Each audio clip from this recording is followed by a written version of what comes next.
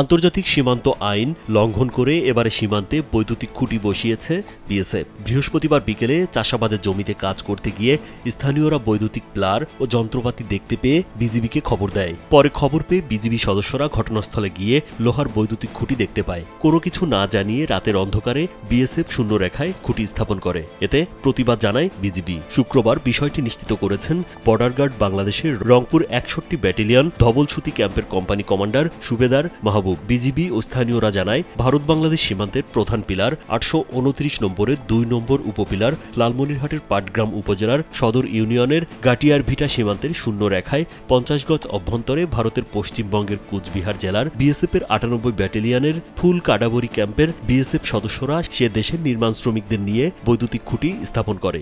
অনেকগুলো বিএসএফ হচ্ছে বিকেলবেলা থেকেই মিটিং চলতেছে। পরে আমাদের বিজিবি থেকে বাধা প্রথমবার দিছে, কিন্তু পরবর্তীতে এখন কি হলো আর কোনো বাধা টাধা দেয়নি, তারা লাইট গাড়ি চলে গেল। এখনো আছে অনেকগুলো বিএসএফ, একটা আতঙ্ক ভয়, এলাকাবাসী সবাই আতঙ্কের মধ্যে আছে। আমরা চিঠি দিব, চিঠি দেওয়ার পর যদি ওরা সম্মত হয় তাহলে আমাদের জানাবে। এখন তখন ওরা সময় দিবে, তারপরে গতকাল একটা লাইট ওরা দিতে, গতকাল লাইট সেই লাইটের পরিপ্রেক্ষিতে আমরা মিটিং করবো একটা। কোনো কিছু হয় নাই, ওরা দেখি কি করা যায়, কি প্রসঙ্গ, এখানে কোনো প্রসঙ্গ হয় না, আমরা মিটিং করি তারপর দেখি কি করে।